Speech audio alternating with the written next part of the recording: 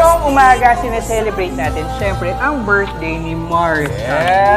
At dahil nga maraming nagmamahal sa'yo, Mars, may gustong pumati. In fact, inambush sila lahat ni Parsken para maiparating sa'yo ang greetings nila. Di ba alam ko, no? Panoorin natin to. What's up, bro? I just want to ask you if you have any greetings or message for Miss Camille. It's her birthday. Who? Miss Camille. Miss Camille? Miss Camille! Miss Camille! Tsaka grabe, Miss Camille, ang tanda ko. So to say happy birthday. Thank you for making every Mars per More guesting super fun pag nag-guest ako. And most especially yung last time kami ni Kailin. Hope God blesses your family and you, of course, with many more blessings. So I hope to see you soon, Ate Camille, and take care always. Ate Cams, happy birthday. You know that you are my twin. I miss you. I, of course, wish you all of the happiness that you would wish for. Mars, happy birthday. Alam mo naman na idol na kita mula pa nung Princess Sarah pa lang.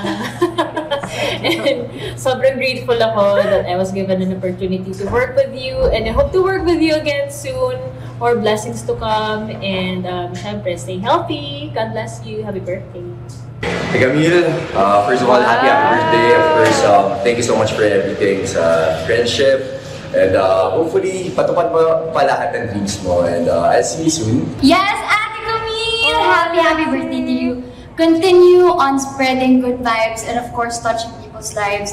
You're such a breath of fresh air and you're walking sunshine. Kaya naman, I love you! Sa lahat po ng mga hindi nakakalam, lahat kayo magkasama niyan eh. Sabi nga niya, parang kaming magkapatid sa lahat ng mga activities niya sa GMA.